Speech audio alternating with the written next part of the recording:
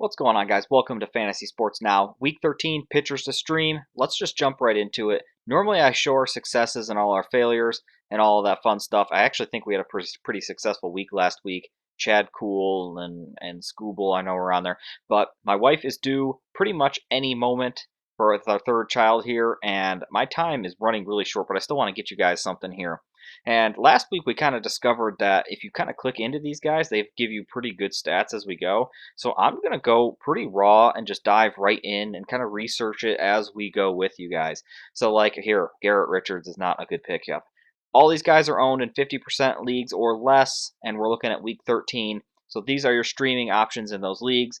They might even be deeper leagues, but these are guys that I'm looking at to pick up and a quick win, quick kind of, I need Ks, I need wins, I need something. Let's just jump right into it. We go day by day here. And Monday, I'm looking immediately at matchups over here. Cleveland has not looked very good. Matt Manning, this would be a high risk, high reward kind of start. He's looked decent since he's been called up. I don't think he's going to go super deep into games, but he should strike more people out than this, and I think that he eventually will get there. And Cleveland might be the game where that breakout actually happens. So I actually really like that one. Besides that, Kyle Freeland.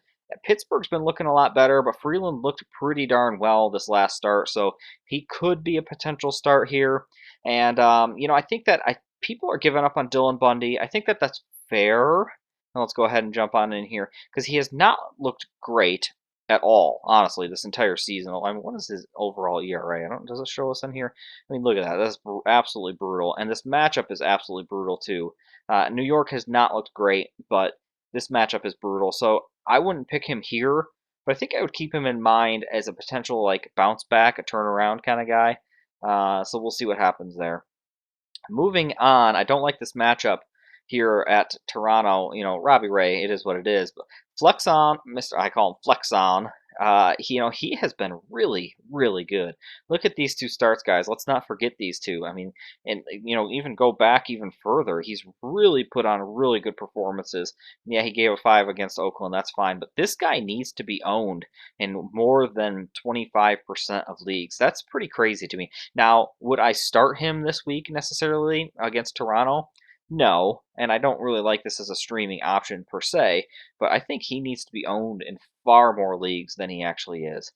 Tyon seems to be on this list quite often. I think that this could be a good pick here. He looked better finally. The last two starts, he's looked better. Maybe he's starting to turn the corner. Heaney is kind of a hit and miss matchup. They're saying that LA Angels is a tough one. It's the Angels are weird.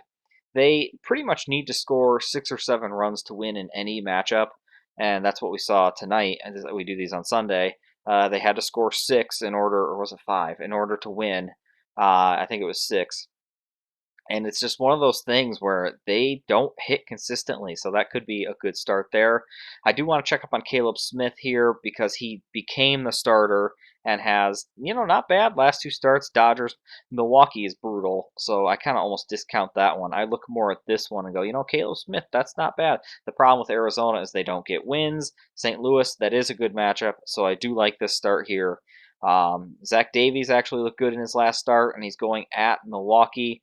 Oh boy, that's no fun. But he had a no hitter against the Dodgers for a while there.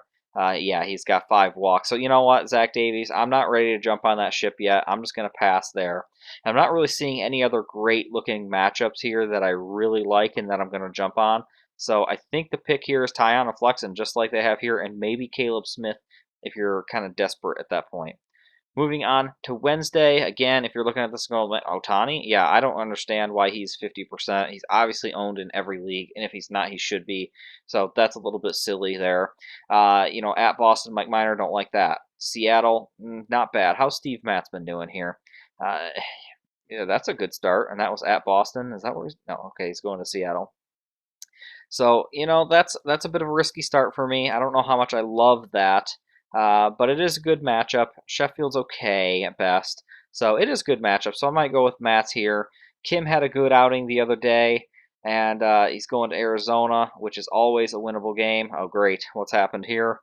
Maybe they don't like Kim. They don't want to show his stats. I don't know what's going on. So he's looked good in Arizona or this matchup at least. I really like that. John Gray looked good too. Let's see if this happens again. Well, this is going to be a disaster if this continues up, but we'll just continue going on here. John Gray, Pittsburgh, man, you got to be careful. They have looked strong. And honestly, like their offense is not that bad, guys. Top half is strong. Brian Reynolds is an absolute stud. Like, oh, here it comes. Here's Kim. Okay, so we got Kim. Oh boy. Eugh. Okay, take that back. I am not picking Kim. Oh, here he comes again. He won't go away. Uh, go away, Kim. We don't want to pick you anymore. Pittsburgh, though, top half, man. It's unbelievably strong. Here's John Gray with his 10Ks. That's what I remember. Again, that was Milwaukee, though. Milwaukee is just really weak. And Pittsburgh's offense, honestly, Pittsburgh's offense is better than Milwaukee. No doubt about it. So anyway, my pick here, if I had to go with somebody, I'm rather going with Steve Matz, or I might be going with John Gray, despite Pittsburgh playing well. And so let's move on to Thursday. Thursday, I don't like this matchup. Patrick Corbin has looked better, and Washington's actually been hitting a lot better. Drew Smyly has looked better. They say that the Mets offense, honestly, they say this is an easy matchup. It's going against DeGrom, so that's like an unwinnable game almost, even though, DeGrom ends up losing 1-0, 2-0, whatever, because the Mets can't score. But that's kind of like, that's fake. That's not like a real thing. They can't score for some reason when DeGrom is pitching. I don't think that's like a real thing. I think that's a thing that just so happens to happen more often than not for some weird reason. I really like Johnny Cueto here at Arizona. I like Merrill Kelly, but he has not quite been the same. Cueto looked good in his last start here, as you can see. Not a horrible start here. And I think that he's only going to get stronger because he came off an injury. There should be a gap in here. He came off an injury, kind of slowly came back, and now has looked strong. So anything at Arizona, I'm all for. So that's my pick here.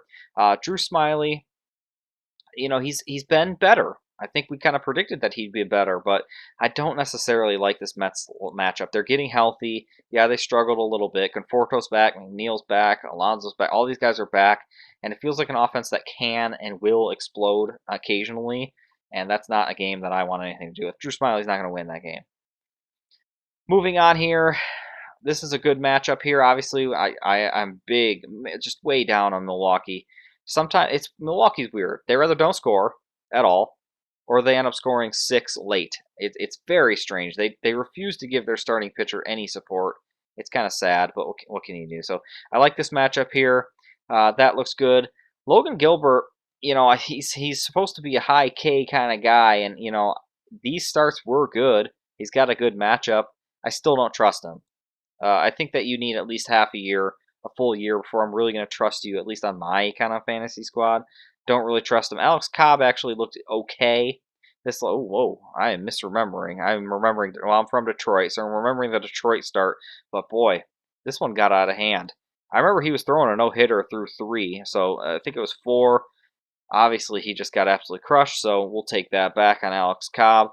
I'm going to go right here, and let's see, where else do we got a good matchup? That might be it. This might be a punt kind of day. I do not trust David Peterson. Brady Singer at Minnesota. Minnesota's hitting a lot better now. J.A. Happ at Kansas City. This might not be bad, but you know what you're going to get with Happ. He's kind of doesn't go deep, and sometimes he gets blown out. Sometimes he puts up good numbers. So, like, here you go. He got 10 Ks, but he gave up 4 runs. He gave up, 7 Ks. This is a good start against a weak Cleveland team. So it's hard to say what you're going to get from Happ, and that actually might not be the worst start here. Happ, Kansas City, any game against Milwaukee, I am game. So moving to Saturday, Cole Irvin, I think we looked at a little bit last week. This guy has been an absolute stud, but this matchup here is just not good. Anytime you're playing Boston, it's just not a good matchup, and I don't like it at all. Odorizzi, I remember we did pick last week. He did pitch okay. It was all right.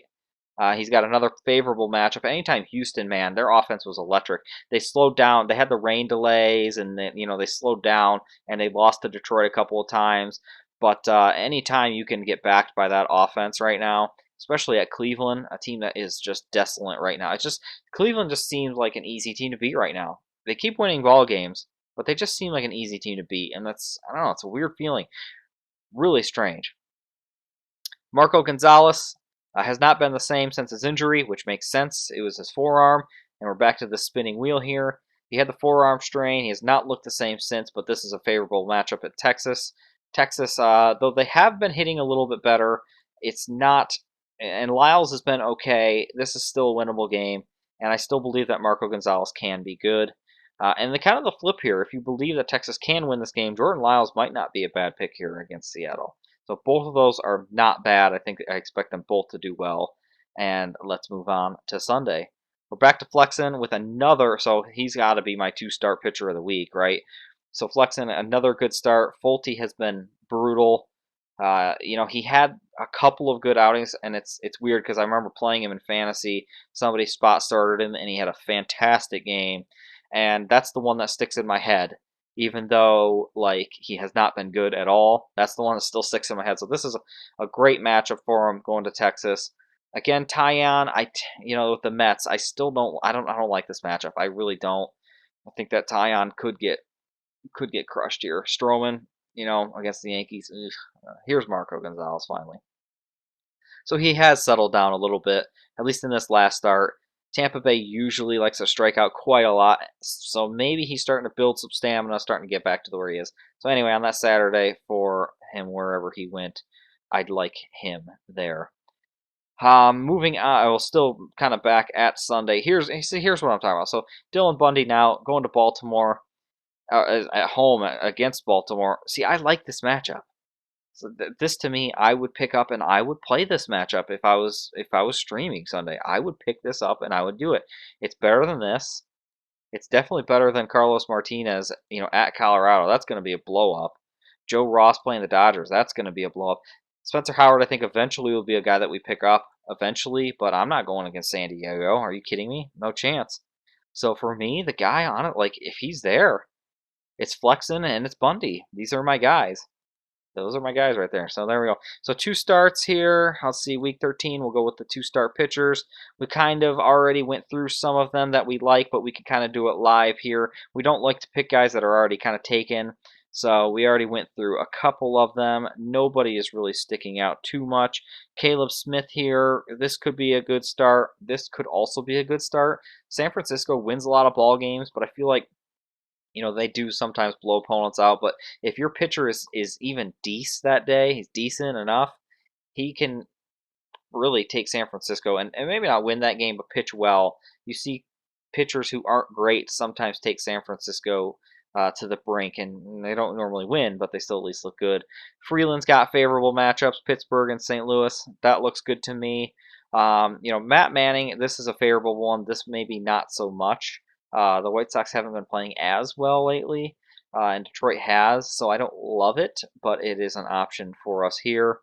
We'll keep moving on. The Kansas City always seems to have guys that we like, but these matchups don't look great here. So Bundy at New York, don't love that, but Baltimore, so that's okay. That might be it, guys. Man, Taillon, I think Taillon. Honestly, this is potentially a blow up.